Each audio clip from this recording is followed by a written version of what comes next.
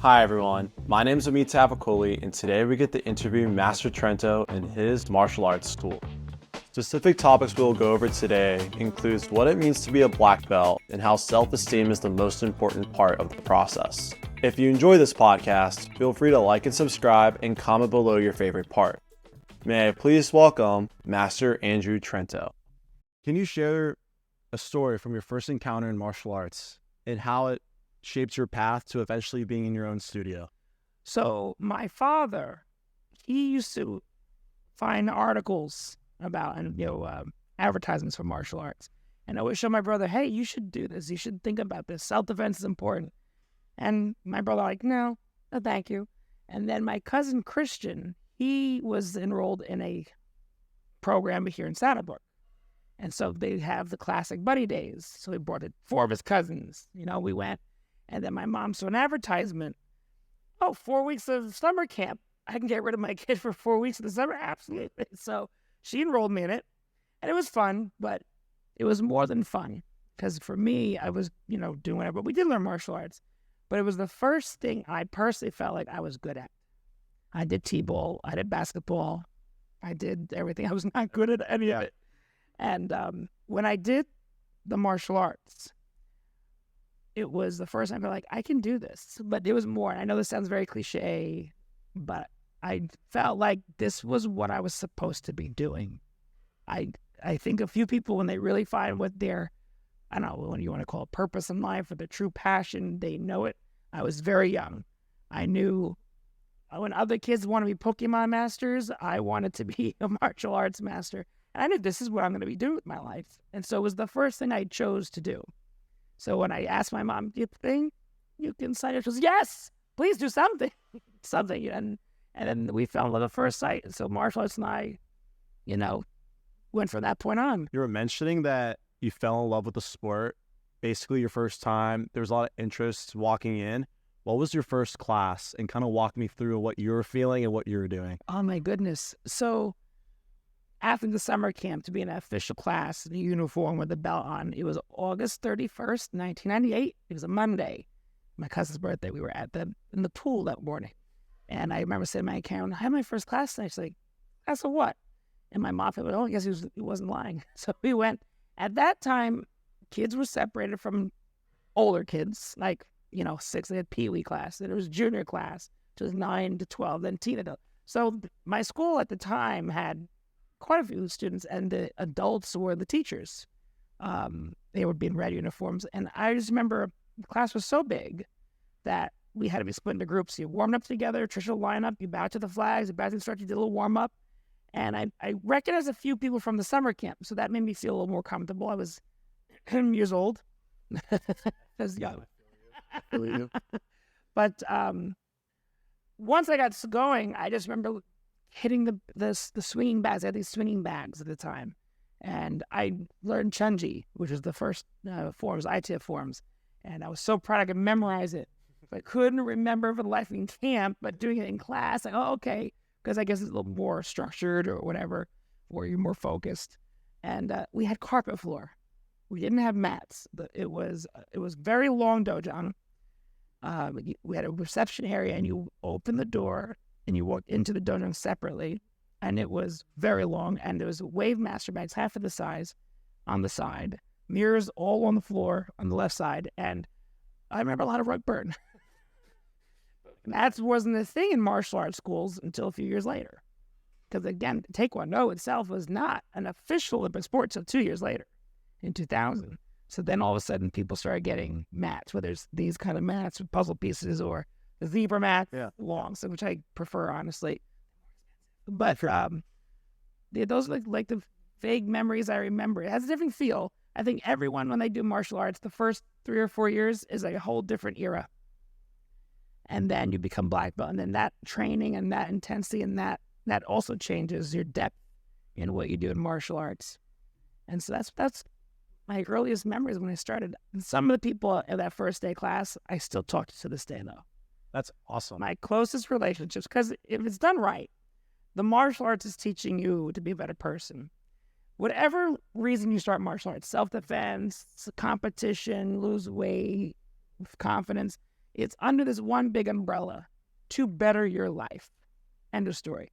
And when you share things that better your life with other people, there's a closeness that is just natural. So to this day, they're my closest friendships. When you were kind of mentioning that first class, what was the difference between your first class and your last class as a student in that specific studio and that specific... Good amendment there. That specific studio, because I'm still taking classes. I know. Still a student. Very good. Yeah. But,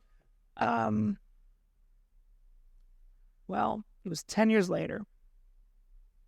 It was a Thursday, and it was a self-defense class.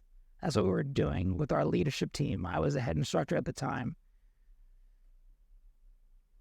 We were in a different building. We had mats. My friends had moved on. I was raised in the next group. Times were different. And I think a lot of people, unfortunately, have a story like I, where you go separate ways on not so good terms with your first instructor. That's an unfortunate reoccurrence, whether it's ego, whether it's you've grown apart, whether it's against the principle, no matter what it is. And so mine was very difficult. So I remember not having the last class with my first instructor that I would have wanted. Okay. But that's what we did. It was self-defense. And unfortunately, maybe a week later, I was no longer a student there. And then I had a slew of people follow me. And my best friend at the time, she said, you're in a wave, so you better ride it.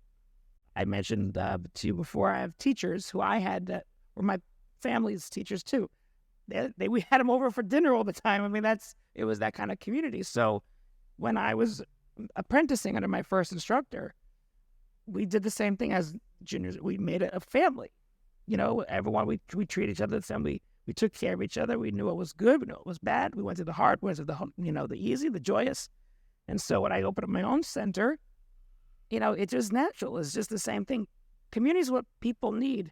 We're tribal beings, human beings. So it is our responsibility as an instructor to create an environment where you can grow and learn. And we use martial arts simply as a tool to make things better. Now, there's still standards.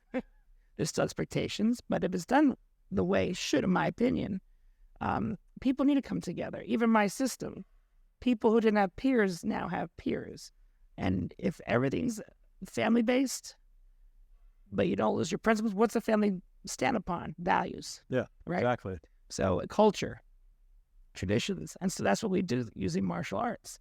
So wherever we go, you're not just a martial artist when you're in a uniform and have the belt around your waist. I wear my belt around my heart. So wherever I go, that's where the mats are. I mean, I'll train anywhere. I have. I feel you. You were kind of mentioning that you have those people come to your house, whether it's a teacher or a close friend or whatever. They just come over for Christmas, for dinner. Was there a specific student encounter that made you realize this is more than just a day job? It's a lifestyle. This is I want to live like this, breathe like this.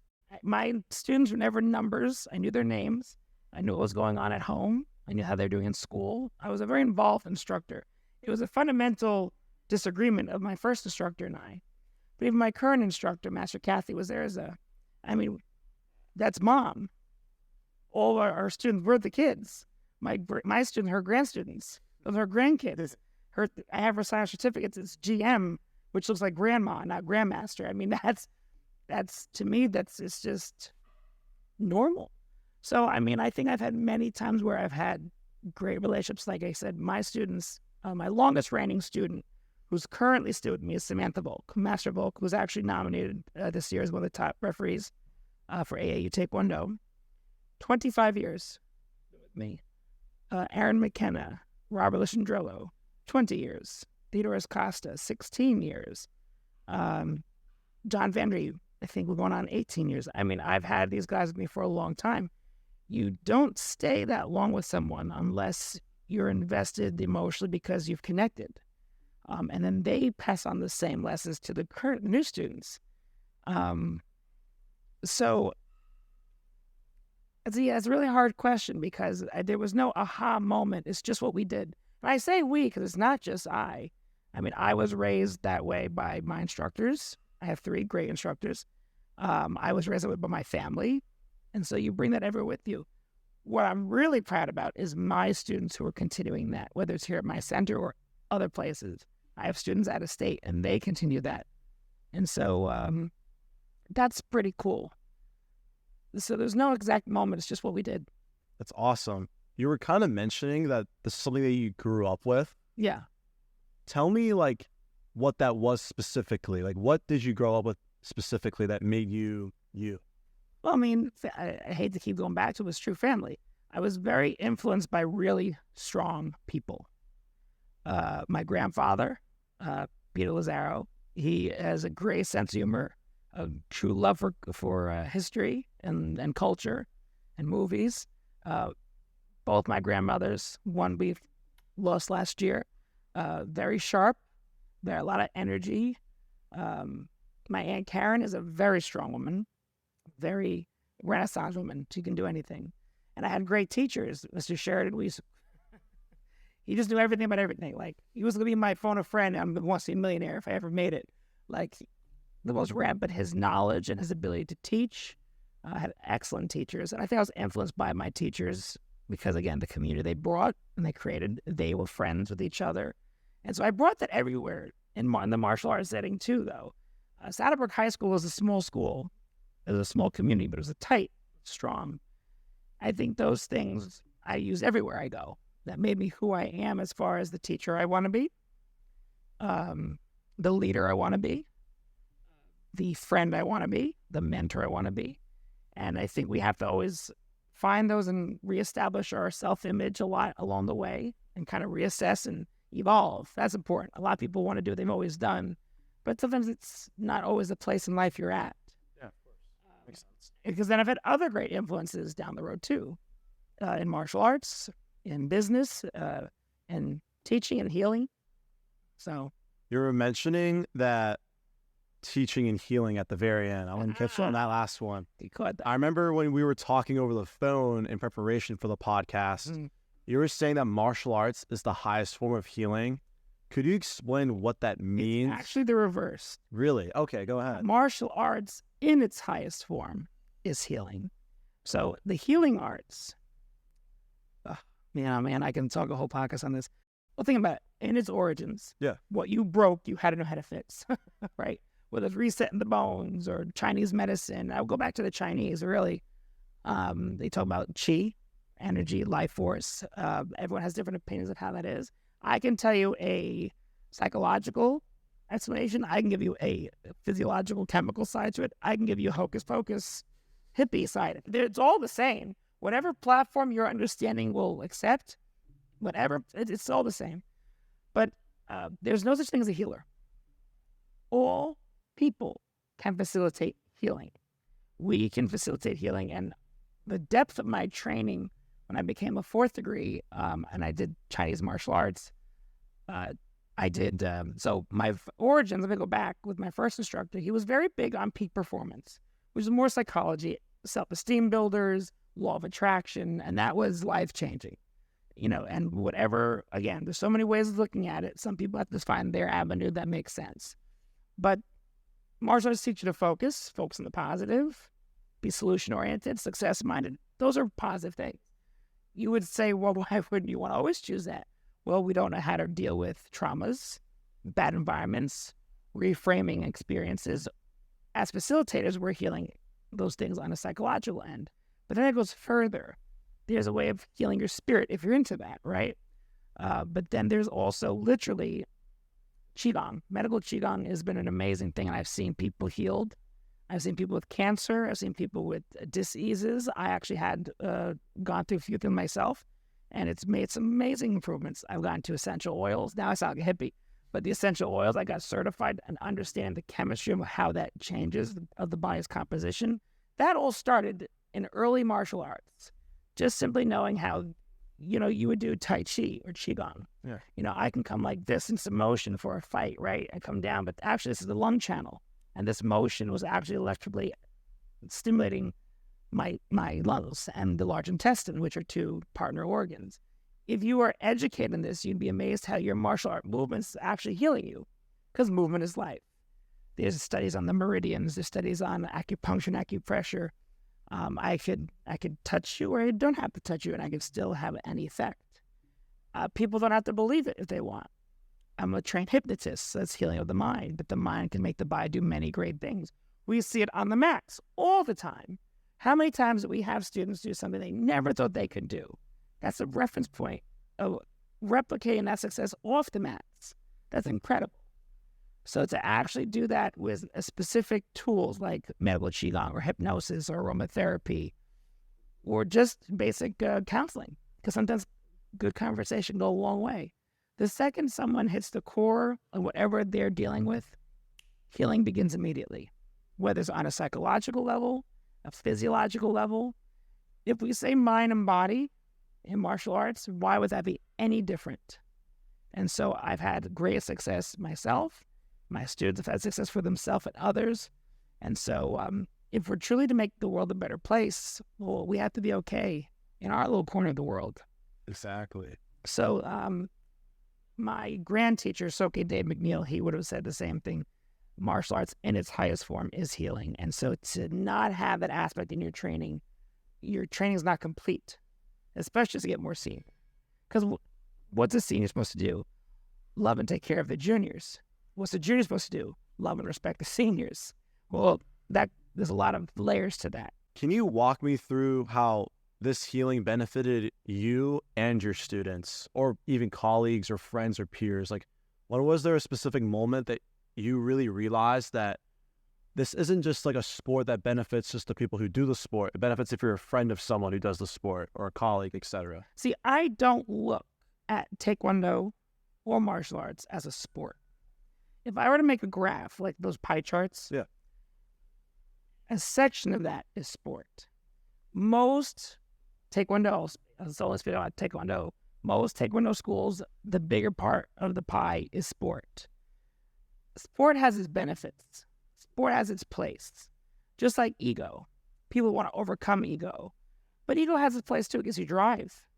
You can't just get rid of it, right? And that's important if leveraged properly. That's yin and yang and yin, right? So when I have people say, "Oh, martial art is a cult, is a how you say this word, is a hobby or an activity," if you're a high rank, I kind of take that offensively, because if you're going to become black belt, it better be more than a sport. It better be more than a hobby. It better be more than activity. It is a culture that you are a part of, a responsibility you agreed to when you were in that black belt. If it's only based on how well you spar or how well your techniques are, a lot missing there. So to demonstrate healing, I think when I was 16, I got very sick. I got very ill. And I understood the negative side of the spectrum, because it was, woe was me, life is bad, blah, blah, blah. And when you make a choice, and this is where maybe, I remember I was out of training for about 3 or 4 months, which is very long for me at that time too. And I got get well cards, this and that. I didn't look at any of them. And then one day I did, and it was a beautiful letter from one of the students. I don't know who it is to this day, actually. They didn't put the name on it. But it was a beautiful letter. And it really inspired, like, I got to get back there for them. It was always for my students. It was always for them. And so it motivated me to get back. And I took things seriously. And I showed them that if you stay focused, and you focus on what's good for you, what serves you, what does not serve you, you can make a change. I was doing it to show them it could happen. And maybe at the time I didn't really believe it could, but it did. My entire diagnosis changed. My entire being changed. And I was actually able to heal myself on a psychological level. So at that time, I said, there's more to us. There's got to be more to this. It can't just be a random miracle. And so that's what got me into healing arts. I did more on the law of attraction. I did a lot of reading. I knew how to make the mind strong. But you couldn't stop there, because some people need something tangible. Yeah. And there's always more than that too, because that only goes so far. Because we're human beings. It's hard to be positive all the time. So that's when hypnosis was a great tool, because it's still about the mind. And show hypnosis is one thing, but all hypnosis is self-hypnosis. You ever drive? Yeah. And you're somewhere like, oh, how'd I get here? Yeah, exactly. That's what we call highway hypnosis. The subconscious is in between that place of being asleep and being awake. And just like we do push-ups to condition our body, well, we talk to that part of our mind to condition our mind. So every time you say, oh, I'm just so sick and tired. Every time you say, I'm sick and tired, I'm sick and tired, I'm not good at this, I'm not good at this, I'm not good at this. Like, I can't do that. I can't do that. I can't. You're always hypnotizing yourself. You're conditioning yourself. If you have more times just saying you're not good at something, or you have more times just running through a form like this, the majority of that becomes exactly what you are, who you are to be. So if I had more effort in saying, everything comes easy to me all the time, everything's easy, or I handle things really well. I communicate very clearly all the time. Even if I don't feel it at the beginning, it's a little tennis match in your head, like, you're a liar. No, that's fine. Going back and forth. With the intention of positively reconditioning, because that's the thing people can't get on board with. You can always recondition yourself, your body, your mind, your habits, your thought process, blah, blah, blah. That's a direct quote, blah, blah, blah. So it's possible. So then when I saw hypnosis was a great tool, I saw people having a good effect with that. I had a practice, right? So who better than my older students, right? My teenagers like, hey, you have test anxiety? I got a tool. Let's try it. You passed your test? Hey, awesome. Whatever. Right? You're grinding your teeth? Awesome. You're not anymore. You're good. Yeah, great. No, we're dentists. So whatever. And so that led, when you have success, we call that reference points. Exactly. When you have positive reference points, it convinces you, okay, well, this worked. Also work. And gives them the confidence to branch out and reach out and look at more. So you go to the next level. So then I had a professor of psychology who gave me this amazing story about the essential oils. And so I said, I want to try this magic. And then I would use it. I remember having a student who would do kickboxing, and she's all stuffed up. Oh, Trento, I can't. Let me be weird. I said, give me your hand. Just smell that. An hour later, she came to class. She said, I don't know what you did to me. I'm going to try. She did the whole class. And I have a million stories like that. So when you have experience and hands-on, how you say this word, encounters, your confidence in what you're doing and other people seeing it builds. So I think one thing built to the next. And the last thing is the Qigong. I was in Georgia, and one of the receptionists at the school had a migraine. She wanted to throw up. I said, well, let me try something. Because again, it's the next thing. And I used the meridians. I pressed the point. I did a little, Qigong, which, some people think is magic, but it's not. There's a science to it. I'll never forget her eyes like, oh my God. It's God. You're magic. She was fine the rest of the day. And so that made me feel good. It's like, I did it. But it wasn't because I did it. It was I helped her. Yeah. I was able to and bring a confidence in what we were doing. So then what happens once people see that, it opens up the door to be like, okay, what is this magic stuff? And then you tell them it's not magic. And you can do it too. And that's how you bring interest. It's always about the first gotcha, as they call it. Because sometimes there are people who don't believe in certain things, and I have to respect that. And then what happens, I show something, and they go, how'd that happen? And I'll say, because I believe. Master Yoda, with the X-Wing, and Luke says, I don't believe. He goes, that's why you fail. There's some truth to that. You're kind of hinting at the idea of like mindset. Mm-hmm. Now, I like to think mindset's kind of overused as a word. Like, if you have a great mindset, you can do anything you want. Big. It's very, it's not specific. Yeah. What are, the key characteristics someone needs just to be successful in martial arts and beyond? So here's how I look at things. In your martial art journey, each level of black belt, there's a specific ideology that has to develop in the practitioner. To me, it should take 4 years at minimum to get to a black belt. I think less than that, I have a really hard time. Less than that. 4 years for a high school diploma, 4 years for a college degree, in theory. It should be 4 years. And in those 4 years, on a philosophy basis, you have to have your fundamentals. First degree black belt is mastering the basics, period. And your belt tests are not a new grade. They're report cards on the way somewhere. So first degree is about mastering the basics. You have to have the fundamental ideology of understanding that success is not stuff. It is 1,000% just being purely happy with you and yourself, your abilities. Fail to prepare to fail. So you have to know you have to put in time and effort. That you only control your, what I say, EAR, your effort, your attitude, your responses to things in your life. These are basics. They're very specific, but these are the front stances and back stances of a philosophy. Otherwise, you can't leverage a mindset. If you say have a good mindset, okay, how? Well, these are those tools. Self-confidence, basic. And that's just got to be built on, because I don't teach a form. I don't teach you Taekwondo Qigong and never do it again. When you're a secondary black belt, I'll show you another way of doing it, and it'll look even better. Why would your mental lessons be any different? So your self-confidence, focusing on something, you just focus. Focus on what you want, not what you don't want. Where there's focus, there's a room for fear to enter. What's fear? False evidence appearing real. So you're afraid of breaking the board. You're afraid of clowns. What are you going to focus on? What's scary about it, or what's not so scary about it? If self-confidence is your shield, focus is your sword, right? And so mastering the basics is first. Now going towards second and add second, that's where mindset is. Because now you have your front stance. Yeah, well, you can't play Monopoly without all the pieces. Thank you. Yeah.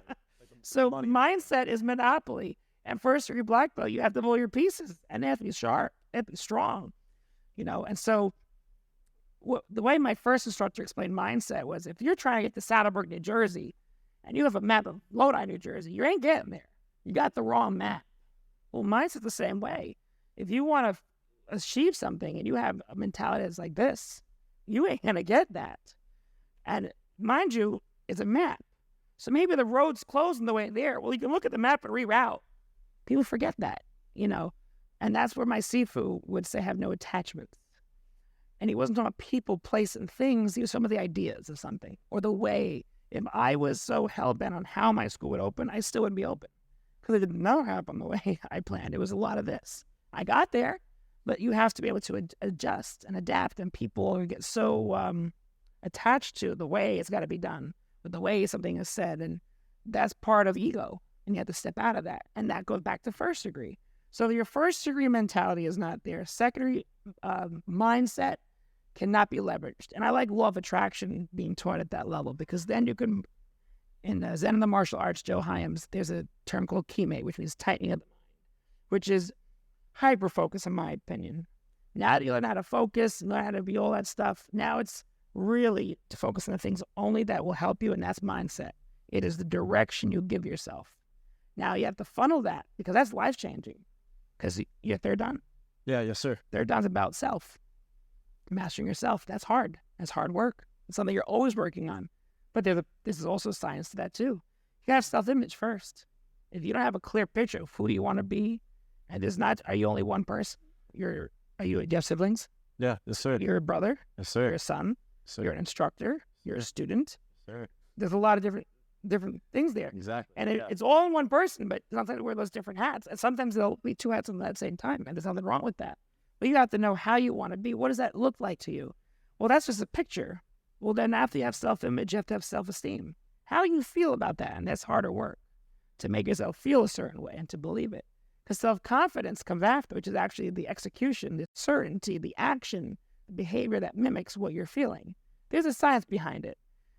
So then fourth degree, in our art, in Taekwondo, it's a play on words. People say master of the art. I have issues with that to a degree. But mastering the art is not necessarily the martial art. What is art? Expression of the self you're working on, just in the rank before. So mindset is talked about very vaguely. I'm very structured in how I teach my philosophies and how I teach martial arts. I teach self-defense the same way I teach sparring. I teach sparring the same way I teach forms. I teach forms the same way I teach philosophy. It's all the same. Keeps it simple. 1,000%. People, systems don't fail. People do. And so as long as there's a structure to follow, anybody can follow it, and you can better yourself and others. And so I take this very seriously. So mindset, I'm glad it's talked about, but do people know what they're talking about? I don't know. I don't say yes, I don't say no. I can only show my experience and replicate it. And if people can identify it with it, we have a lot to talk about. And I'll listen to what you have to say, but when people don't want to hear it, no problem. Have fun. You were kind of mentioning that mindset, you have to put in multiple different hats as a person. Mm-hmm. But when does balance become important? Because you can't do all of that and max out all the time. You're going to get burnt out. Like, how do you maintain balance? I'm so glad you asked this question, because this comes up all the time, especially with my teenagers. And a lot of my teenagers, not teenagers anymore, they're in the early 20s now. Some with kids, some are turning the 30s. And this comes up all the time. And as I progress in life, I'm able to explain things better. When we hear balance, We hear 50-50. So this is how people do balance, right? But notice what my hands are doing. They're going up and down. This is not balance, nor is it real. It's always a tip. And it's okay if this happens because eventually this happens and this and that. So balance is not 50-50. And if people can understand that, they're able to execute more. Example, I hung out with my friends 4 times this week. Well, next time they only get 1 time, I have to work for the other 4 times. It's not 3 days this, 3 days this, or every other day. It's just not how that works. So balance is about knowing how to wave, how to maneuver the wave, so to speak. Same thing in a relationship. People are not always at 100% all the time. And this is a friendship or a romantic relationship or partnership, business, whatever. I can say, I am at a solid 20 today. You got sir, no problem. I got your 80. That's just the reality. Or you know what? I am at a 40. Can you fill this? I got you 60. We're both at 100. All right, awesome. And if you say, I'm at a solid 10, well, I'm at a 15. Well, now it's the moment we have to stop and communicate. What can we do to make things better or productive and to be kind to each other in the process? Because that's hard. You have to acknowledge those things right away. Interaction fuels action. So communication's big. We were talking about that earlier. Yeah, exactly. In every facet, you need to be able to effectively communicate and keep your ego in check because emotions can't be in. You'll feel them, doesn't mean they're not there, but you have to just know, hold my tongue and say it this way. And I feel better already because we had a productive conversation. So balance, I am the assistant director of Go Shuri Weapons. I am now the New Jersey district director for AU Taekwondo. I am the founder of Combat Taekwondo with the C. I have been asked to be part of Combat Taekwondo with the K recently, which I might be heavily involved in coming up. I have my own school. I also train. I train in Kung Fu. I train in Israeli martial arts, kickboxing. My Combat Taekwondo, I do forms training. I do basics training. I do firearms training. I do weaponry. So how do you do all that? It's called what my mentor would call the tactical belt. You can't have everything at 100% all the time. You can have a focus, but then you have to have a maintenance. Example, let's say I'm training ITF forms, and I have it Monday, Wednesday, Friday, and I have a 3-month plan. It's a logical buildup. Maybe once a week, on a Tuesday, I'm just running through my WT forms. Not training them, not just doing them, because just doing them is not training to me. That's a whole other conversation. Run through is the disease in martial arts. I think that's drilling and training. It is not. So I have a very specific procedure of developing forms training. There's your plug lead in there. So WT form, I might do a maintenance day, but what happens, I build, and then when I get there, I'm at a peak, and then I'll start working on something else. Now this will dip a little bit, which is fine. Because when I'm done with this, I go back to this, and that's why it looks like bells, ding dong, ding dong. So what happens is you have to understand in your training. I believe in well-rounded training. But understanding your focus and your maintenance are 2 different things. And it's possible to have it all. But again, if my focus on one thing, I have to expect a little bit of a dip. But just a little bit. Because I haven't touched it for 4 months down back where I started. Why? What were you doing before that? That didn't build something in you or condition you, like hypnosis. So this is how training should be. But it's always an upward. And that's every single topic, whether it's this martial art, this martial art, this martial art. And within the martial arts, sparring, fitness, forms, whatever, basics. And so they all have their own counterparts to it. So balance in your life is going to be the same way. Sometimes of my day, I'm a businessman. Sometimes of my day, I am a student. Sometimes of my day, I'm a teacher. Some parts of my day, and it might be 10 minutes at a time, where I am a grandson, making a phone call to my grandparents. Or I'm a family member. I'm going to my cousin's birthday party, whatever. And it's not all the time, but it's knowing how you make time. My mentor says, manage your time or time manages you. Sifu would say time is our most precious commodity. It can never be restored. So you have to make the best of your time. I'm amazed how so many schools don't have a basics curriculum. All fights are won and lost on the basics. That's in martial arts, that's in medicine, that's in law, that's in, you name it. Basics. Always go back to the basics. And they don't have a basics curriculum. It blows my mind. forms. In traditional martial arts, there's a great, but I don't think people go as deeply in forms. It's just memorize a bunch of techniques and move on to the next level, and there's much more to it. I think the Chinese have it the best, honestly. True Chinese martial arts. Sparring. If you cannot fight, how could any of it be martial in the first place? Self-defense is a thing that came later. When I interviewed Su Chong Kong, I asked him what he did for self-defense training. And he got confused. He goes, no self-defense training. I said, oh, really? No, we learn kill enemy. Oh, okay, noted. I mean, so was martial arts back then. And fitness. There's got to be a level of fitness. And we use it not just to be in shape. I do it where it's also inspirational as a reference point of your mind, which is a whole other conversation too. And so I would say to people, don't be so specific about it. See, I am well-rounded, and when I'm someplace, I'm either known as the forms guy or the self-defense guy or the sparring guy, depending where I am, but I do all.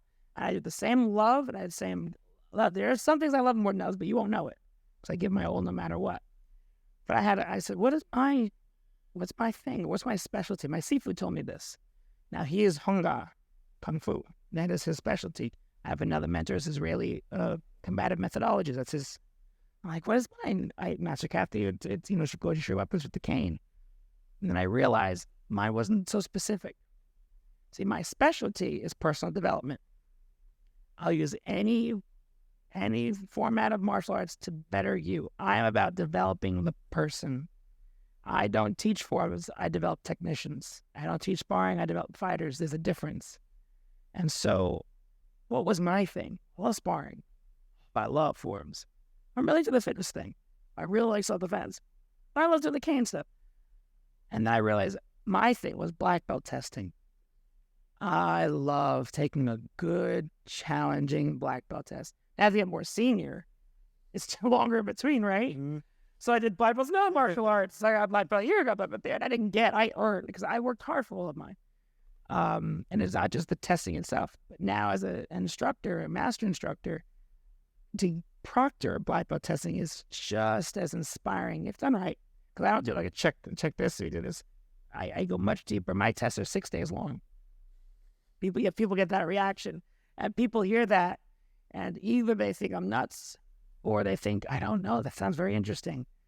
If you're scared when you hear that, then you lost the mindset and mentality of martial arts. That's my opinion.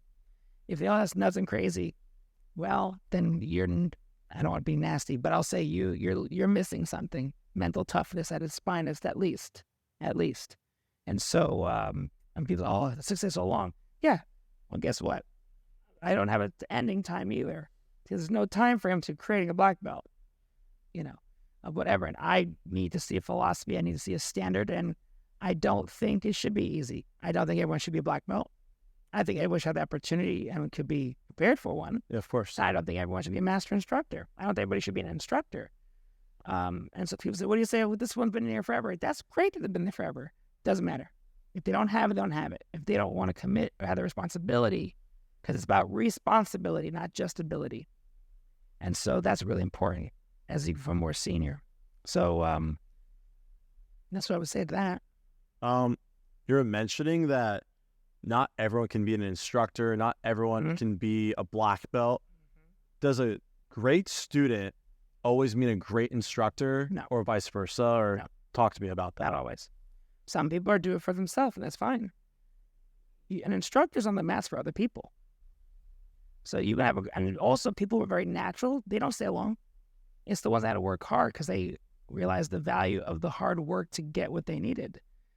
The other ones that stayed me the longest, and they end up outshining the people who are talented any day, mentally and physically, to be able to connect with other people and to profess your experiences and others. If you're able to explain that, that's understanding. It takes understanding to be an instructor. Now, granted, there's still education to how to teach. And again, I go to a lot of schools that don't do that. I don't understand that. Oh, here's the new uniform, you're at the belt. Now you can help teach class. You know how to teach. I don't know if you know, but college professors don't necessarily know how to teach. They say they're masters in their field to teach. Doesn't mean you can teach. And so not all the time is a good student make a good instructor. Can they be taught? Yes. But it comes down to why. Are you doing it for yourself? Because then it's ego-driven. Are you doing it because you love martial arts and want to share it? That's from the heart. Do you want to make people better? That's from a place of spirit. I was going to say, because the reason why I got into teaching was I've never, all throughout my martial arts career, we always had like different instructors all throughout like basically your underbelt career. And I always thought, man, I want to have a student, at least one, say I had Mr. Umid always a part of my journey from A to Z. By Z, I mean like their first black belt. Then that's a whole new journey coming up after that. Me too. Exactly. So then there's an old saying at my old studio that getting your black belt is when you're just getting started. Sure. Where do you kind of distinguish the people who quit as soon as they get their black belt Hate it. to people that are just like, I got out to 10th degree or 5th degree or whatever dan they reach to. I think this is a time where I should pump the brakes on testing. I'm just going to maintain. Like, kind of like walk me through on the person that just stops when they get their black belt and people just stop training because they feel like they maxed out. Well, as always, I think in threes, so I got 3 layers to this. If they quit after black belt, they're not a black belt. End of story. That's how I feel. I don't even look at you at a black belt. I will not call you by your last name. That might sound very sharp to people, especially if I was sitting on their panel. I have even more of a way of saying, you just did this, but it's about the philosophy. It's about how you live. Can't check boxes. Correct. And so that being said, and I hate it even more when you're more senior. If you are going for a degree of black belt, 3rd, 4th, 5th, 6th. Now, things can falter. You can keep martial arts integrated. It might not be as much or little, this and that. I don't like people only getting ready for black belt test 6 months before the test either. I can't stand that. If you're not constantly using your time and grade, because time and grade is exactly that, time and grade. And there's a lot of ways of getting around that for people, systems, right? But if you have to wait 5 years to go for your next rank, and you only train for the last 1 or 2, was your time and grade really? I hate that. Oh, it's been 5 years time to test. Says who? What did you do? What did you learn? What was your service? Oh, it can't be on service alone. Yes, I believe there's got to be a physical component. There's got to be a level of ability. This is an unpopular opinion. I don't care because it's too sacred to me, and I think it's been bastardized a lot. And if it's for sport only, again, you're missing so much more of the culture of what martial arts is supposed to be doing for people. So no, people who quit after they test, they're not black belts. They should not have passed. They should not have made it. And it's very disappointing. And the question is always why. If they just, I'm going to go on to other things, why could you not integrate martial arts still? There's always a way. It's not a seasonal thing like basketball, baseball, and I'm not putting any of those down, but they are a sport, not a culture. Taekwondo was not always a sport. Martial arts was never a sport. It was not meant for that. Then there's the other extreme, though, where people say, oh, you know what? I think I'm done testing this, and that's fine. I respect it. I respect it if it's because they know there's things they cannot do, and it's fine. There's a stand they want to meet, an expectation. But then there's a few times where it's like, but you so can. Oh, my God, go for it. Why not? You can do it. I believe in you. Like, you deserve to go for that opportunity. So there's totally different extremes sometimes. Because I've had students who are ready and said, I don't think I'm ready, which I respect greatly, but it's also like, oh, what a shame. But I'd rather someone say, I'm not ready because I'm not where I want to be or need to be in my mind. And again, as an instructor, you know your students more, but you have to let them make any decisions. I hate though, you should never be, what am I testing? When I say, there's always that side too. I feel that when an instructor kind of says like the most like vague answer when it comes to, guys, if you get this down, you get the test sooner. And they're like, really? They're like, but that shouldn't be the goal. The goal is proficiency at its core. If I had to really get it down to something, especially a black belt, and I think that comes with maturity. I don't believe in junior black belt. You can't have like a 12-year-old black belt. It just doesn't. I'm okay with 13. I am not okay with anything under that.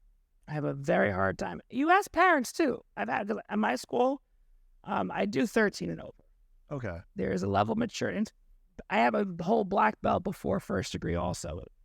Traditionally, ITF, and I don't know what a lot of other martial arts do this. There's a level of black belt before first degree. So it was called recommended black belt or probationary black belt. We call it deputy black belt. And it is a black belt. And we call it Bodan. Bodan, yes. Yeah, exactly. Some schools, though, Bodan is just a level before black, so they don't consider it black. Exactly. So it depends. In my school, it is. and you're there for 1 year before you get the first degree. So now you're 14 when you get your first degree. And we take 2 years from first to second. It's the only place in Taekwondo that I openly admit I add time. But I think second is a real staple because I think people foo-foo that. Everything else is by the book, dependent on the person, of course. But now you're 16 when you're third degree with me.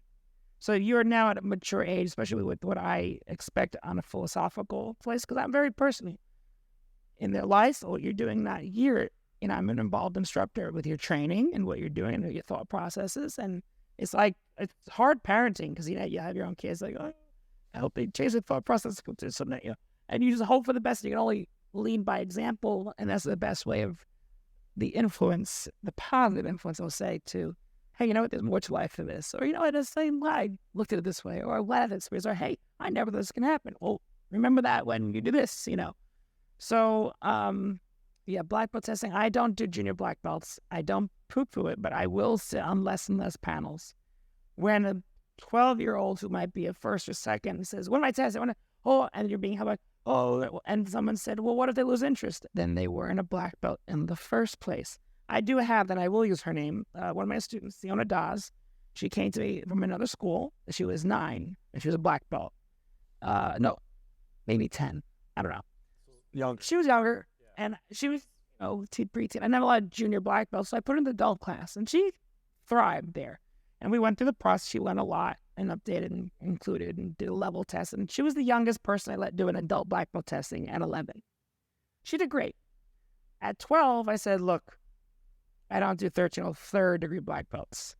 So we're going to put you on a quest. I want you to have these experiences. I want you to learn these things. I want you to go to these places. I want you to have these experiences. And you're going to come back to me when you're 15. And on your test, the beginning of your test, you're going to tell me about your journey.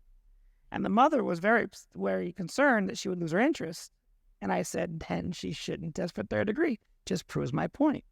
Well, she stuck out, this kid. She's testing this October for third degree black belt. She's turning 15 next week. I'm turning 125 next week.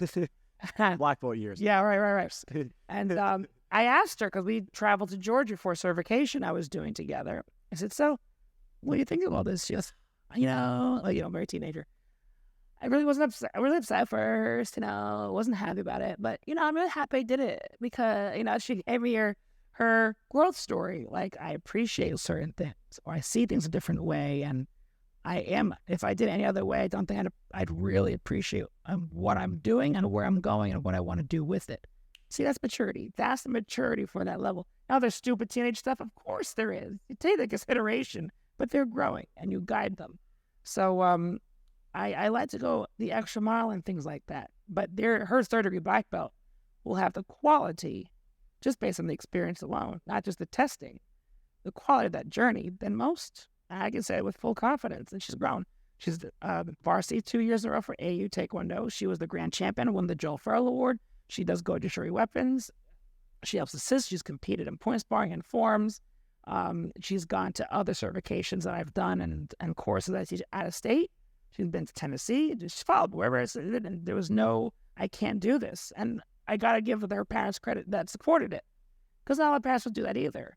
But they believe in what we do and supported her goals and journey and her development. And I think that's the best part, when a parent can get on board with that, with the instructors. It's hard sometimes. It's hard to make that selling point. And I don't want to call it selling point. It's hard to put the bunnies in the vision. Yeah, and still, agree to a vision and that sort of thing. Or accept the culture. Yeah, that's probably the best way. Accept the culture, which her parents do, thank God, and she will have a great. But that's how I look at testing. So under 13, I can't get on board with it. You were kind of saying that specific student had to go through all those experiences to get that third degree. Mm-hmm. Now, I'm going to pull apart her forms a little bit. Okay. In AAU, they look at forms with, considering looking into technique, power, focus, rhythm, grace, and beauty.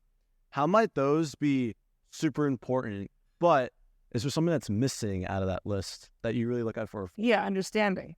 If you don't understand the form, I think people don't look at forms in a deeper way. They look at how a technique is done, but not what the form is developing in you or what it's teaching you. And there's a psychological component. There's an applicable, which a lot of Taekwondo people can't tell you. the first form I learned is Gongji Fukfukyun. It's taught in two parts, Gongji Kyun and Fukfukyun.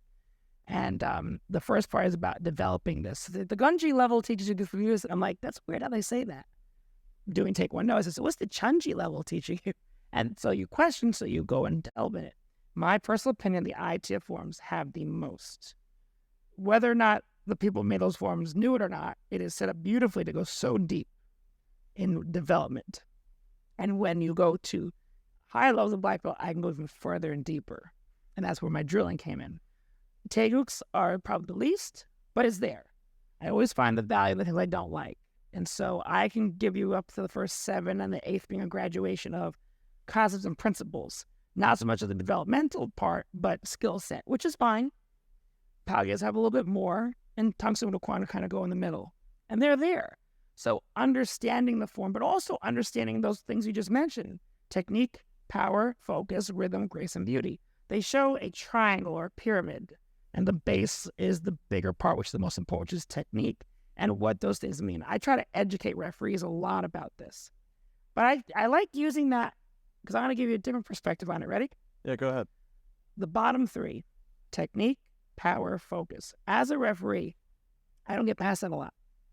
I'll get past it with rhythm, grace, and beauty, maybe semifinals, finals. Because the people who make it there should have those bottom 3 really good. But the bottom 3 are grouped together, and I call that added value. That's what makes the form valuable.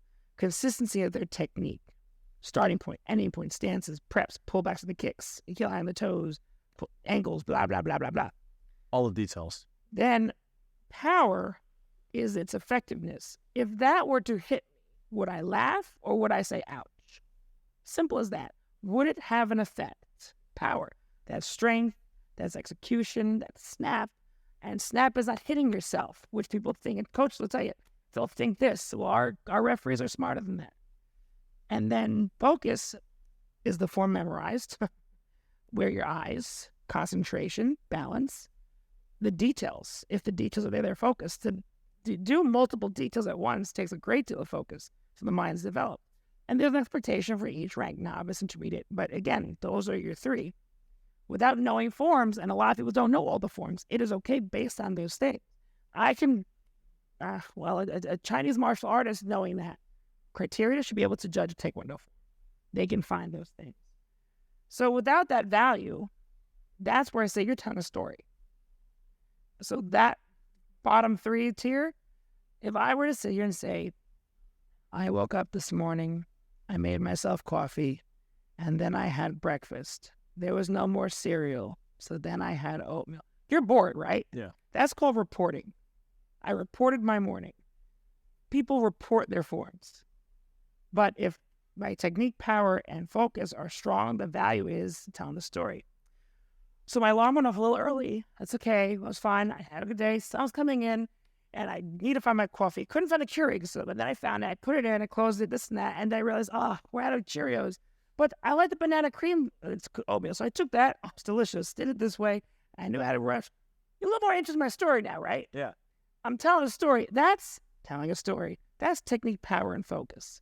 That's the added value to the form. Now, the top 3, rhythm, grace, and beauty, that's added interest. What makes the form interesting? Now, I can have a story that's interesting but not really good. Right? Forms the same way. But I have a saying, comfort plus confidence equals intensity.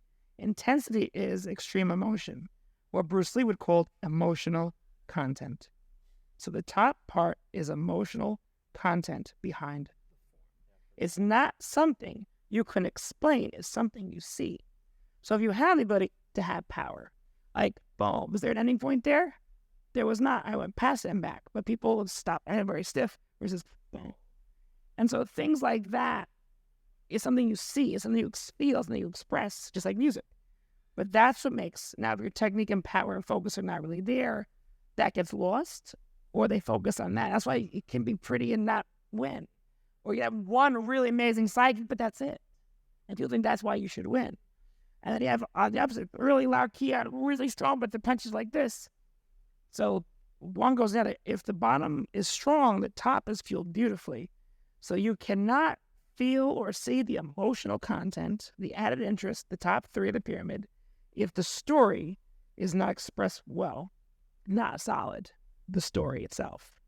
And so that's how I look at that.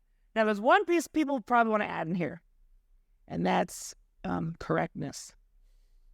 That is a debate, which no one really brings up, but the truth is I can do a form, quote unquote, wrong and still win. If it's the open versus closed hand. There's a way of finding if a form is enhanced, but if you don't know it. But at a national level, it's easy because we have many different styles in each ring.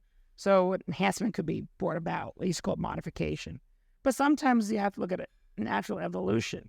For example, there's a form Tege where you do a stomp into a mountain block. Well, some people would open up their hip like this to wind up their waist. Well, then people started doing a crescent kick. Did they add it, or was that a natural progression? I was taught it with a high stretch kick. Why? Because the picture looked like the guy's leg was here before they did it. And so that's what we did. You roll with it. Right. Yeah. So where does it make sense? Now, if I did a 540 spin with and then do mountain block, obviously that's an enhancement, right? So I think there's a lot more to forms than that. But correctness would be something that might be able to be added, but it's kind of hard to do that because that means everyone needs to know all the forms, which I don't think is a bad thing either, though. My school, everyone knows all the forms. It's placed in a specific place where they're not overwhelmed and they develop the core of what the style is, not just memorize a bunch of techniques. And again, logical progression is something that's lost in regular martial arts training. You're mentioning that a form has basic things that it needs, and you group it down from like the foundation, et cetera, et cetera. What are some possible tips for anyone who's watching to just improve their form? It doesn't have to be specific, just a general idea of what they can take away from your advice. I'm a big driller. Okay. I have a mentor that says drillers make killers. Well, if you want a killer form, you got to drill it. And the drills make the skills. So what happens is there's too many one of the diseases, many of them in martial arts, they'll every week, we have new curriculum, every week, new curriculum, it's for marketing. And guess what? Your students continue to do very poorly because there's no consistency. They have no skills. They do better at what they're bad at because they're always bad at. Versus a progression to taking the time to drill the skill. Now, how that skill is looked at could be in a different way because they'll get bored. My students never got bored. I don't understand it. You can't figure out a way to do the same thing in a different way. It's called a head fake. That's what Randy Pouch used to call it. It's not hard. And a little creativity can go a long way, and I mean a little. I don't just change the change. So drilling is a simple way I'll explain it. What is a drill? An exaggerated way of developing a skill set. If you want to make your forms right, you have to find out what skill set is missing and then drill it. And it takes time and repetition. If you are someone who gets bored, that you are not trained, because I can't put on that person, you are not trained to be patient. You are not trained to acknowledge your progress. That means progress is the key to motivation. So the reference points aren't there to believe in the process. Begin with the end in mind. You know it's going to work. If they're not doing that, they were not given that experience in their training. So I have very specific drills. And guess what? All my drills become something different. Meaning the same drills, just like the forms, mean something different later on. I can have you do a stance drill where you're doing the entire form with your hands and your hips and just do the stances only. That also helps with memorization because I don't see why my students don't have a problem with memorization. We drill memorization first. If you don't have it memorized, then you can't get the details. A lot of instructors want, the entire form. They'll take a whole class in the first 7. I'm not saying I don't do that. There's a time and place. Get them comfortable. Remember, comfort plus confidence equals intensity. They have to be comfortable. In my experience, people have to know where the path ends, so they're confident about taking the path at all. They can go back and sweep easier. So once you know where the path leads, now you can sweep along the way and make it better and clean and better and blah, blah, landscape. So if it's not memorized, you can't do anything else. But also, if you're training all your forms will be trained at the same time. How many low blocks do you have in a form? How many front stances or back stances? It's all the same. So if you're drilling lower level forms, your high ones get better too. If you're drilling the skills of all those, it trickles like a fountain.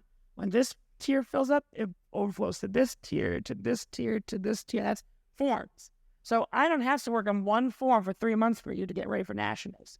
It's just how we train. We're doing white to green. And by the time the nationals come, all right, let me see you do your form. Perfect. Remember to the little tweaks. I don't have to do that form.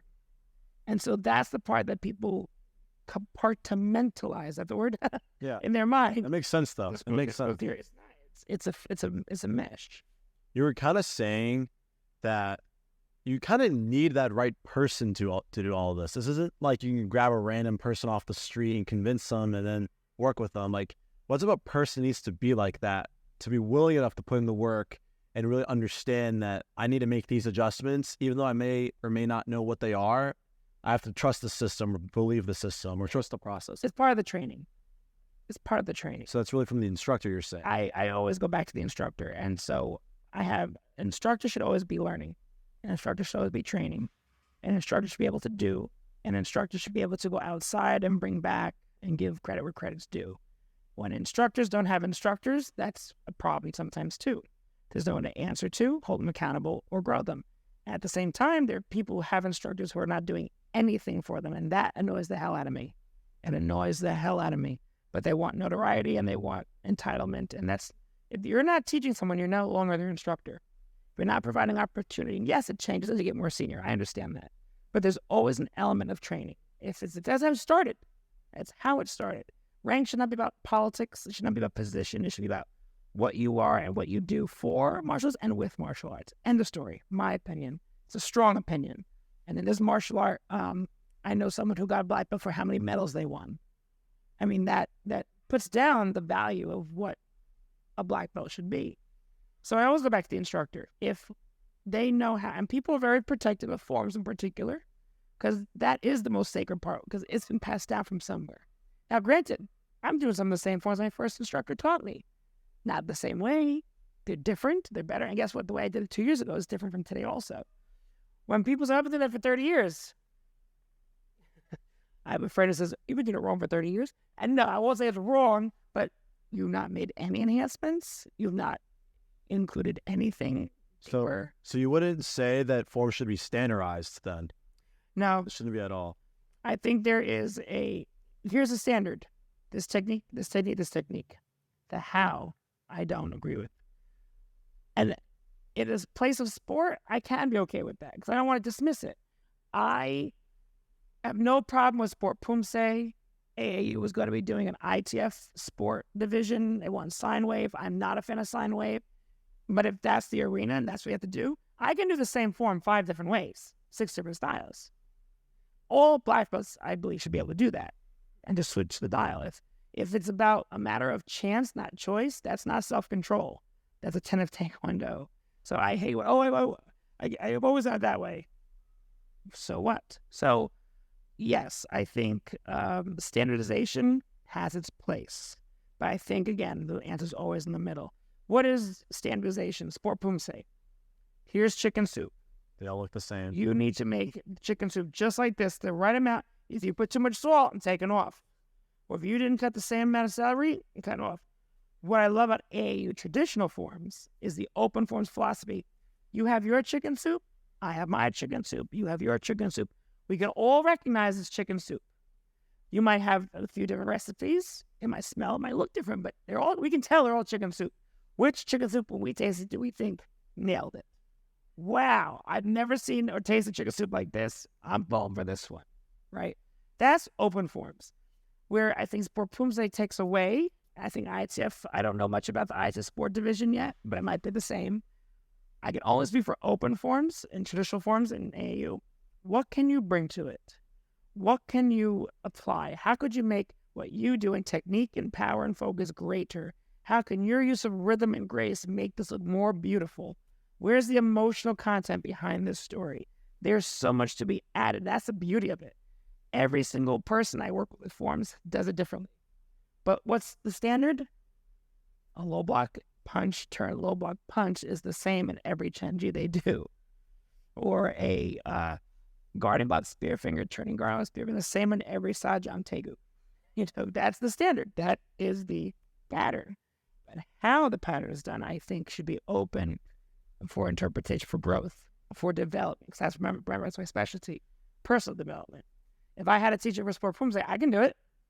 I know exactly how it's supposed to be and why. And if you choose something I say, hey, that would be great in open forms. That's not this. What's wrong with you? Or people say, why do it's supposed to be like this? Maybe open the air. So you have to know what your arena is. And that goes back to you have to adapt and shift. You cannot be rigid. So I think the philosophy of open forms for AAU opens up a philosophy of just being open-minded, period. It opens conversation. I've learned a lot from other people too. Whether it's a technical thing or a style thing, you don't get that when there's rigid standardization. Yeah, I was gonna say Bruce Lee has this quote that says he has a quote that says "Be like water." That's literally what you encapsulated.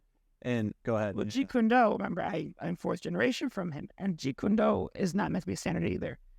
What they do in Jeet Kune Do is this is this, this is this, this is this. It was not meant for that. It's supposed to blend. And so original Jeet Kune Do, which very few people are teaching, have that ability to have the hybrid to it, which is what I do in all my teachings. Hybrid is one of my favorite words too, because it's never just this and this. The answer is always in the middle. It can't be black and white. You gotta, swim in the gray a little bit sometimes.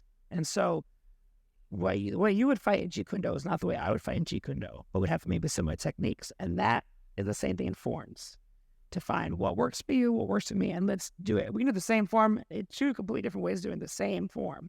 What we know is the same form. That's the standardization.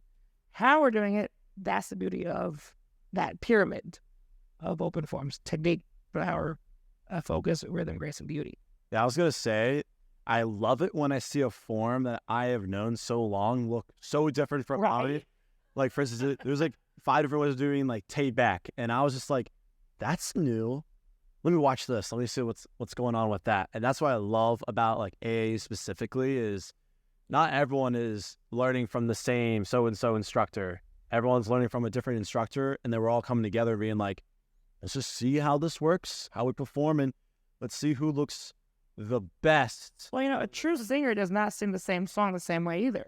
Yeah. I don't think I do any form the same way. I'll be consistent with whatever style I chose that day, but I don't think I've ever done any form the same way. I might hover one here, I might step first here, I don't know. I always do it differently. The one thing I love about martial arts, though, is stuff like kicks and that sort of thing are pretty recognizable across the board. Hopefully. We hope so. If there's no chamber kick or recoil, guys, that's not a kick. But with blocks, there's something unique about just doing a high block or doing a reinforced block or middle double knife. Some people turn their hand more. Some people have tuck in the thumb. Some people don't. I'm wondering, are we looking at practicality? Are we looking at what looks visually the best? How do we look at that? I would say practicality, but here's the problem. A lot of people don't know the practicality. If it looks aesthetically pleasing, that's beauty and grace. That's later on the tier in open form. So that's really important to not get drawn into that. I've seen someone throw great form, but the stance was way off or no stances at all. Someone who has no power but consistent technique will win with the person with great power and focus but no technique. People misjudge that or misunderstand that. So, like I said earlier, understanding of the form, but understanding of what those rules mean and what it looks like. That's interesting because a lot of students come to me and say, does this look right? Or does this look like what we should be doing or anything in that nature? And I always tell them, this is how I do it. And I make it very clear to them that it could be different from Master So-and-so or Mr. So-and-so next to me, but that's how I do it. That's how I was taught. Well, you're offering your experience because the thing is, what you do might not be good for them either. Yeah, exactly. So if you share that, it's one thing, and that's important because it's how else are people going to learn. And as an instructor, as they get higher in rank, you have to be able to talk on all fronts. Yeah. Meaning, I've shown for someone how to do a form, and I don't do it like that at all. But it's how they're going to do the best. And that's, in the forms team for the national forms team, we are very careful to not break down a form and tell people how to do it. We simply encourage how to do what you're doing even better using that format and how it'll work in the arena of the event that we're going to. And I think people did not expect that. I think people were very surprised. We say, take everything you learn, put it in your hand, and just put it in your pocket. Don't throw it away, just leave it there for now. We're going to just offer something new. And afterwards, you can throw it out or just do a few things, keep the few things you like. But it's just to improve the martial artist. That's why forms competition is different from sparring and the depth you can go into. But again, the instructors get more protective of that because of how they do something they want passed down the same, which I understand. Which makes sense because it's just like carrying on like the legacy of that form style, if I had to call it something. I was always told that when you're first teaching them the form or introducing them, you should try to make them all relatively consistent. And then if they get the basics down, then they can branch out. What is your thoughts on that? Yeah, always, like I said earlier, all fights are won and lost on basics. All performance is won and lost on basics. All situations are determined by the strength of your basics. And that's anything. And here's what I tell people. If you love martial arts and you do the work, everything falls into place. When you overthink, because you're focused on the wrong things of what will make you win, you're limiting yourself. And I hate, a lot of coaches not going to like this, but if it's about the medal only, you're missing so much. You're missing so much to the journey, to the learning, the education, and the results will show. Sometimes, not all the time, sometimes it takes a little longer, but it's forever. And that's important. And that's because I come from the place of developing the person, not just their end result. Is our end result to get them to black belt? No, it's to make them better. And if we can have high quality black belts, it's even better. I heard one person say to me, your job is not to make good martial artists, it's to keep people in martial arts. It hurt my feelings. That is my feelings. That's really commercial aspect and all that. And it's too sacred to me. Now, I understand I have a business too. I have bills to pay. People open a business to make money. I get it. But if it's for that alone, then what you've done is you've just commercialized something that's very sacred. You can have one and the other. I had another conversation with the martial artist recently, how I said, no, we're very formal, but there's no loss of respect. And he said, well, you can't have one and not and the other. And I feel sorry. I'm sorry that you've never had an experience that you can still be very formal and still have no respect lost. And when I say formal, I mean the way I talk. I'm very upfront. I'm very authentic. I'm very me. And I don't stay on ceremony, but my actions and my responsibility and my behavior is what gains respect from my family and other people. So I don't get so caught up on the grandmaster, master, grand poobah, whatever. But I don't need people bowing at my feet because I'm the master instructor of the school. No, we're family. I don't even treat my grandfather or my grandmother like that. And I respect them greatly, but I'm not kissing their feet when I walk in. There's no loss of honor and respect. So I think people can get too black and white. So yes, it always goes back to the basics. This is kind of like our ongoing theme I'm seeing with all of our, with our conversation is martial arts is like non-formal education compared to like university and like high school. If you have to like give it like a comparison, how do you think individuals or humans kind of create the interaction with their mind and their body, and why is that so special? Like, why is that so important?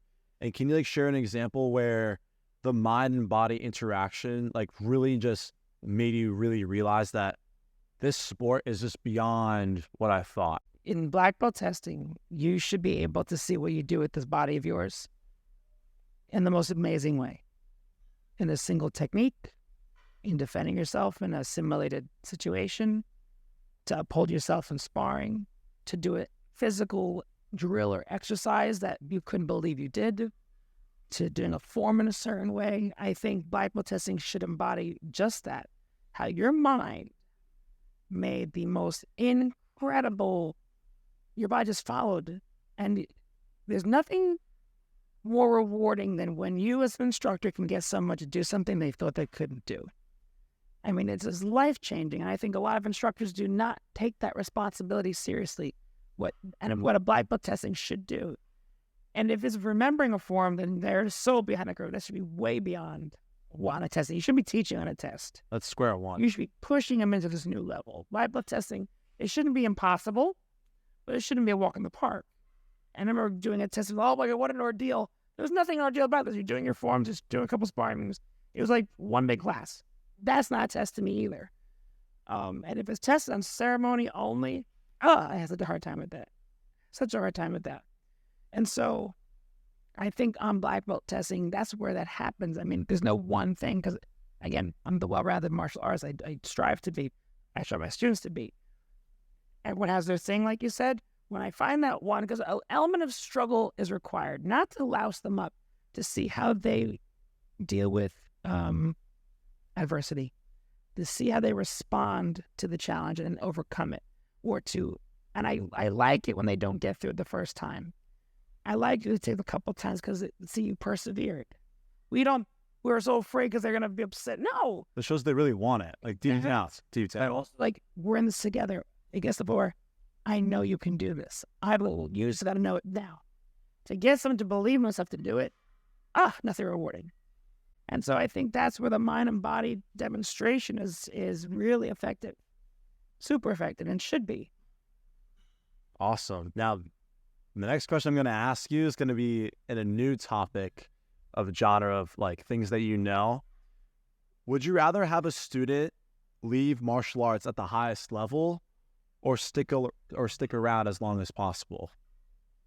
Stick around as long as possible. So even if technique and flexibility all get thrown out the window? My interpretation of highest level is not always physical, but I will tell you this. The way you fight right now at your age is not how I fight. And guess what? When I was your age, I fought the way you fought. It's not appropriate for where I am today. And in about 15 years, I'm going to fight a different way. That's not going to be the way I do it today. But I can still hold my own against a whippersnapper like you. It's 15 years. Because that's the problem in martial arts. You want about mindset, right? There's going to be a day I cannot kick the head anymore. That day is not here yet. But there will be a day I won't be able to kick the head yet. But there's also, if you understand the body, I'm going to stop doing head kicks, whether I can do it or not, at a certain age. Because I know it's not be conducive for me. Does that mean, I can't fight anymore? No. Your tactics change. Maybe I'm not using my legs, I'm using my hands. I stopped doing spinning techniques about 5 years ago. Doing a 360 spin is not good for you. All the old Koreans have lower back problems. They walk like this. I can say it. I did research on this because of the 360 kicks. So if I throw a turning kick, which is very rare, I do as a 180. I snap and I land in front. But I don't do a lot because it's not good for the back. 360 is not a bind. It's fancy. And, kicking to the head in combat, the only time you're going to be kicked with someone's head is if they're on the floor. That's about it. In a sport arena, different story. So we have to look at, you can still be a martial artist and do things. People say, I can't do what I did when I was in my 20s or when I was a red belt. And I think you want to do what you do when you're a red belt. You're for the red belt now. You should be doing different stuff or better things or deeper things. And so there's always ways of making things better. Down block, the low block. I've been doing the low block for 100 years, give or take a day or two. I'm still making it better. Still making the very first block I learned when I was a white belt better. That's the mentality that all black belts should have, whether you go for ranks or not. There's always ranges of improvement and service. Some people do the service only. Admirable, but not enough in my opinion.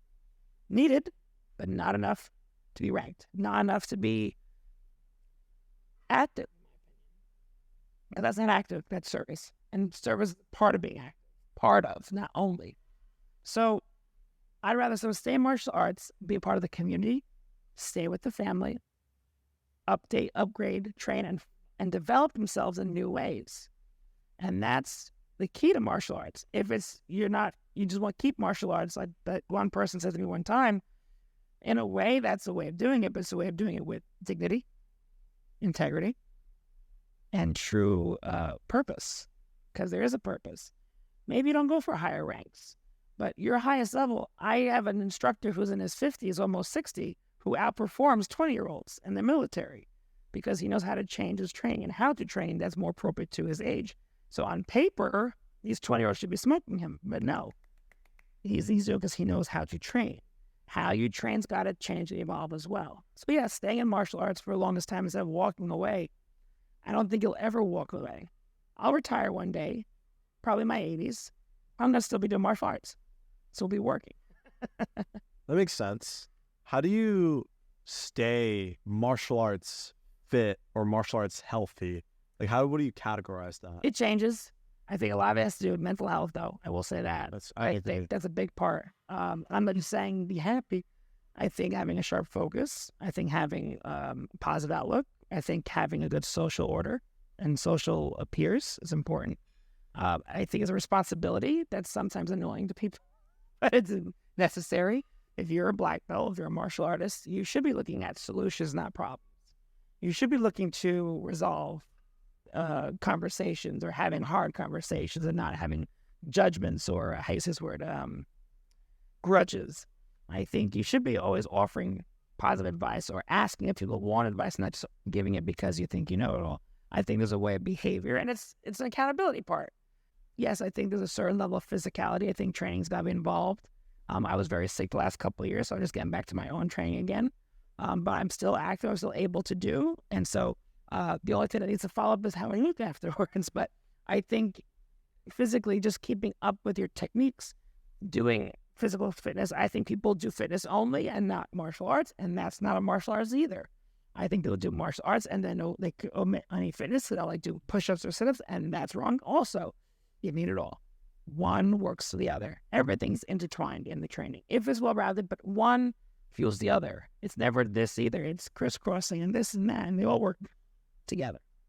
Now, we're kind of aiming towards the end of the podcast. Do you prefer to watch a creative form or a very traditional form for as a judge, as a spectator? What are your thoughts on creative forms? I think it's a great niche for the creative student, the creative athlete. Some people are not combative, and so they don't want to do sparring. That's fine. I think there's a whole avenue of using creativity. Those are the people that are going to find cures to diseases in the future. Those are the people going to create the next technology that makes our life more convenient, makes us lazier. Those are the people who are going to be innovative. To have a channel where they use martial arts as a tool to create, I think is amazing. What do I prefer seeing? A traditional form. It's fun, but at the same time, it's fancy. Some of it's fancy, it's jumpy. I'm proud of these kids, and I am entertained, but I look for depth. And as a martial artist, I'll always want to see how someone's bringing something to something that's very long and traditional as a martial artist than something that they're making up. And sometimes you see it. I'm not saying you never do, but it's rare. It's rare. So I enjoy it. But if I had to choose, I want to see someone doing a form from 100 years ago with some spirit, a story I've never seen before. So do you think stuff like releases with the kama or the bow staff or doing fancy kicks is still like in the martial arts realm? Or do you think it's kind of getting a little bit fizzled out with like the true meaning with martial arts and all that? My favorite answer is yes. Favorite answer. Your favorite answer. Yes. And my other part of it is yes and.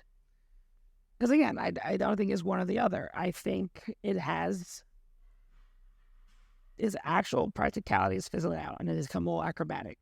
But that's not everywhere. And there's legitimate places that know it. And I actually, Kung Fu, we do weapons. I don't teach them here in my school. I will use weapons like a cane or a flashlight that is more realistic and it's practically used for everyday items. That's Scottish is a whole other world, but that's very brilliant as far as practicality and everyday usage and things like that. I think it's great, again, in the platform for the competition for the particular person, as long as they're trained to know that's not the end all. There's much more to it. There's other ways you're finding. And there's skill sets. Learning these skills are rewiring this, making this stronger. That's important. We do that with forms too. We do with self-defense. We do with sparring. So if it's a tool to make them better here, sure. But it's got to be the understanding, which again, that was the question before. It's always the thing is lacking the understanding that there is more and how and what you're doing and what you're actually would be doing with this. But I'm not fighting with nunchucks these days. I'm not walking around with my kamas on my hip, down New York City. It's just, my bow staff is not on my back like Donatello. It's just, so those kind of things will make a difference in what is truly currently martial when it comes to weaponry. Do you think society has too much of an impact on the martial arts lessons, or do you think it's pretty fair across the board? Yes, and Yes, and people, school owners, instructors should not conform to it, but they do. Who's afraid of getting sued or this and that? I'm sorry, it's a combat sport. If it's done right, you might get hurt. It is what it is. People need to learn how to fight. Sometimes people are better than you. Sometimes you're better than them. Sometimes mistakes happen and injuries happen. Sometimes it's all your own doing. Most people that I've come across in my experience are not injuring themselves in martial arts. It's soccer, it's basketball, it's football, it's dance. I have someone who just have their fingers tight because they slammed in a car door. It was never martial arts. My instructor had 2 brand new knee replacements. Nothing from martial arts. It was soccer. So, if anything, especially AAU, they've made so many parameters of more safety. But at the same time, you got to toughen up. There's Part of the sport. Society. Well, it should be. Yeah. And forget the sport as a martial art. Mental toughness has been lost.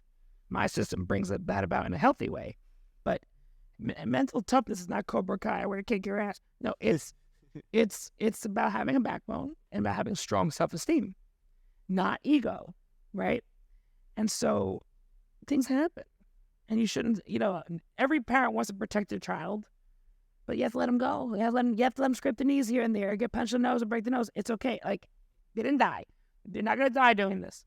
And I know everybody wants to stay safe, and every parameter is always done to keep our kids safe. Adults too, though. I had adults get knocked out because it's full contact too. So society has a big play, and the reason why it has a big play is because we have clients, and businesses don't want to upset their clientele.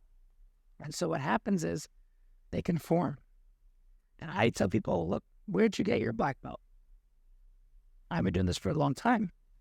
This is where you have to educate your parents. This is what comes to it. But if you let the parents tell you what to do in your own business or in your own trade, that's a problem. And they have a lot to say because people are afraid of losing business or upsetting people. And I tell them, I have a relationship with my parents here. That's like, this is what it is. Expect this if this happens. And we've never had major problems, thank God. And there's a few along the way after so many years in business. It happens. But they learn, and then they understand because they were given a heads up. If you babied people, and if that's how their training is, then that's what happens. And if that stopped them from continuing, you did not develop them here. So, yeah, it happens. And so I do think that society has an influence, and it only does because people conform. Never sacrifice your own principles. Never conform to the values of others that don't understand your life and your trade ever. Forms. There are very specific principles. You follow the principles, you have a great form. If you go against them, the form's going to stink. Sparring. There are principles. Follow them, you will win. Go against them, you will lose. Fighting, which is different from sparring. There are principles. Follow them, you will survive. Go against them, you might die. And that's the truth. So always follow your values, always follow your principles. Do not let others conform them. If you conform that they weren't strong in the first place, or you weren't strong as self, your sense of self. And so that's why I always look at the rank, a little bit of the age, but I really hold the rank to it. Like, and unfortunately, there are grown adults who do this, and there are business owners that do this. And there's more to the business, because I am not in the business of martial arts. I'm not in the business of fighting. I am in the business of developing the person. My martial arts does just that, as I feel it all should. And I think the ones that I know that do that are doing just that. I'm proud of those martial arts, I'm proud of those school owners, I'm proud of those black belts. But we can't forget what we were and where we came from. Our lineages, it's not, oh, I'm a black belt, I wasn't black belt now. So who are you black belt under? Where'd you come from? And don't forget those roots. Don't forget what you're doing, and don't be afraid. And believe in what you're doing. Believe in what you're teaching your kids and your adults. And it's not just kids, because I have adult students too. Be consistent with that, but also communicate. You're constantly teaching a philosophy, and you got to be an example of that. So if you conform, then you're changing your principles too. And then really your sense of self goes down, so your quality goes down because your teaching has been broken. And it happens a lot. It happens. It's a very sad thing, but it does happen a lot. Yeah, on our first episode on the podcast, Jimmy Klein said you can't sell what you're not. And that really spoke out to me. And you're kind of instilling that same confidence in me, and I really appreciate that. Well, Thank you so much, Master Trento, for coming on the podcast. This was a lot of fun. I appreciate your questions, and I hope I was able to give some good insight. Of course. Is there any last message you want to send to the viewers? Put me on the spot, huh? Of course. Of course. I think as far as being a martial artist, I think for black belts, don't forget to be a martial artist. And what does that mean? Be a martial artist in your training. Be well-rounded. Explore different things. Respect your instructors. Take care of your juniors, because they're the ones that are going to be really telling us what martial arts is next. And I say martial arts. I didn't just say Taekwondo, because I'm involved in many martial arts. But over there it says martial arts, one family. All martial arts tries to do the same thing, and they have the same values for the most part. And it is to make each other better. If we just remember that and continue to do that, we never have to worry about the future of our world. In our little corner of the universe, the people that we're doing and teaching martial arts to, it's more than just the medals. And so that's the ultimate aim of martial arts, to make each other's lives better than our own, to develop the best person possible. But don't forget to be a martial artist yourself. Keep learning, keep training, be accountable, and everything falls into place as long as you continue to love martial arts and do right by it. Because I think that's something that I'm always striving to push. Do right by martial arts, and in doing so, you'll do right by yourself. Awesome. Thank you so much, Master Trento, for coming on. Thank you, sir.